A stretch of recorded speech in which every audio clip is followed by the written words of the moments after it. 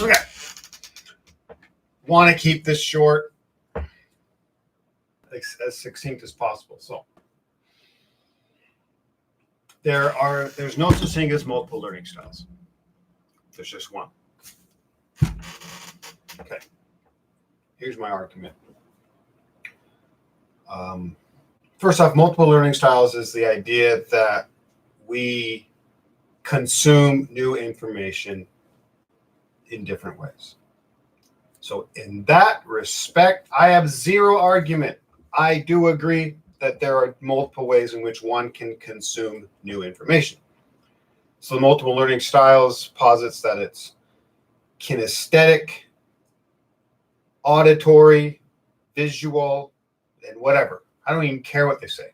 But it only makes sense if your view of learning is so truncated that you define it as consuming new information. So from that perspective, we have multiple ways of consuming new information. But this is not learning, and this doesn't take into account all the other aspects of learning, which include retention, use of this new information, etc. Look at it this way. If all you thought a car, if when you thought of a car and the only thing you could see was the engine, then you would believe that there are that a car can take different forms, right? You would be like, well, here, this engine is clearly different from this engine. Therefore, cars in general are different. But that makes no sense. We all know that a car is a car and an engine is just a part of it, right? Engine doesn't define the car. A car is defined by an engine amongst other parts. It's the same thing with learning. Consuming new information is like the engine of a car in that you have to do it to learn, but it isn't learning. There's more. And so, just like the car, if all you did was build an engine, you don't have a car. Even if you got the body and you put the engine in there, the car is still not going to go. There's so much more that needs to exist for a car to exist. In other words, for a car to do what it's supposed to do. It's the same thing with learning. If all you're doing is consuming new information, you're not learning. There's still more things you have to do for learning to do what it's supposed to do. But that's a question I guarantee many of you haven't even thought about. Well, what is learning supposed to do? You've thought up until this point that learning is supposed to get new stuff into your head. That's not true. And so from that perspective, from the perspective of learning, okay, so I'm going to communicate to you what the purpose of learning is, and hopefully from that perspective, help you understand how there isn't multiple ways of doing it. There's one single way. The purpose of learning, the only reason we do it, is to use the new information that we're consuming to connect with new people. New information in our head gives us access to the minds of more people. If you didn't speak Japanese and then you learn and then you consume Japanese, you now are able to connect with Japanese people who can't speak English, obviously. Okay. The goal, though, is not to get information into your head. The goal is to connect with people. Okay. Now, this is kind of like, yeah. I know that. Okay. You probably know that. I'm not saying anything new. This is what I hope is new. Because this is what everyone does. So I'm assuming you do the same thing. Okay. You consume information. You acquire Japanese vocabulary, grammar. You watch 1 billion hours of YouTube tutorials on welding, whatever you call it, right? Consume lots of information, right? You go then to connect with someone. It's going, but then it fails. It goes. The connection ceases, right? You get to hello. You get past hello, right? You're like, hey, hi, how you doing? doing good, and all of a sudden they say something, you're like, what the, I can't connect anymore, right? Okay. So what do? Oh, I got to go back and consume more information, consume more Japanese, consume more grammar. The reason I can't connect with this person is because I am not learning as you understand it. That's where you're wrong. But if your perspective learning is that truncated, then of course that's what you're going to do. Just like the car. Okay. This is where you're wrong. Learning is more than that.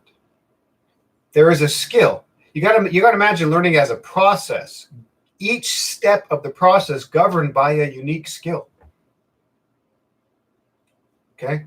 Unique from each one. So there is a skill that governs the consumption, acquisition of new information. And there is a skill that governs understanding someone. And you can't get good at understanding someone by focusing on consuming new information. You just can't do it. They're two separate skills. And these skills in working together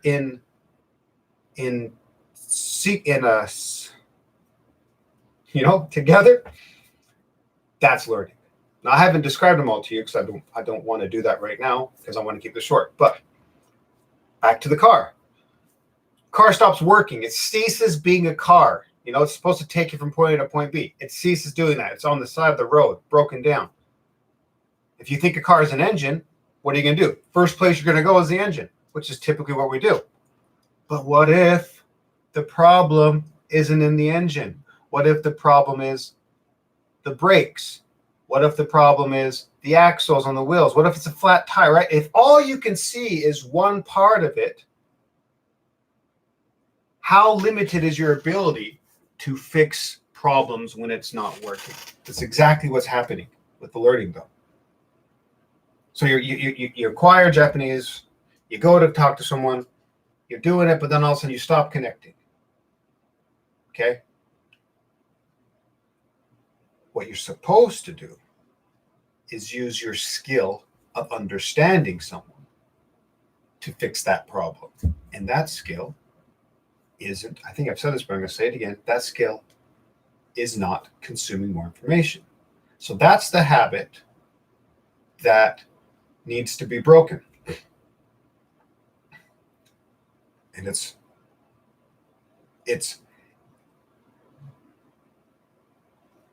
my job, is to help people break that habit.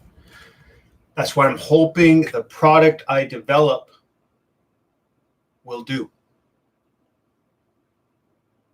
Because I'm doing that with my students right now in the classroom. I teach university students English.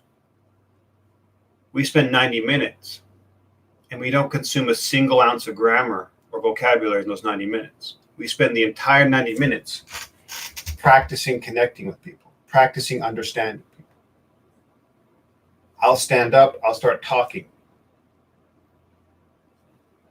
They will inevitably not understand me at some point.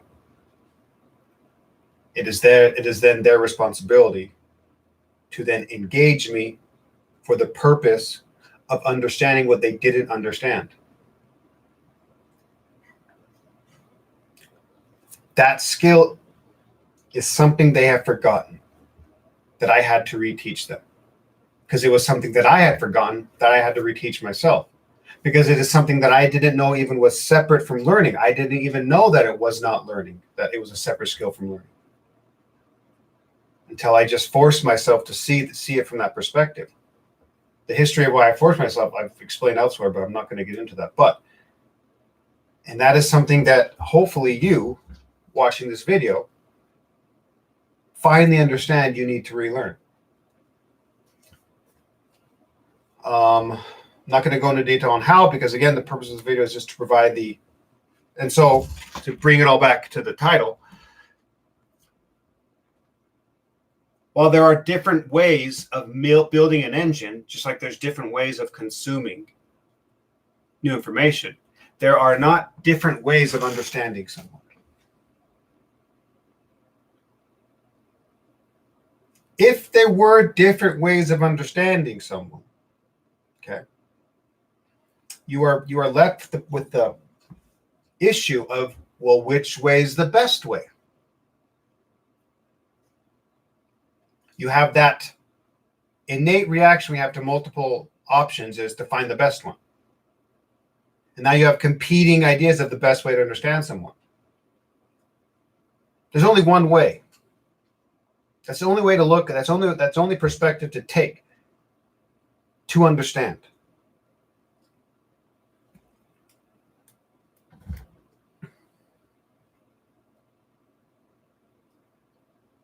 Yeah.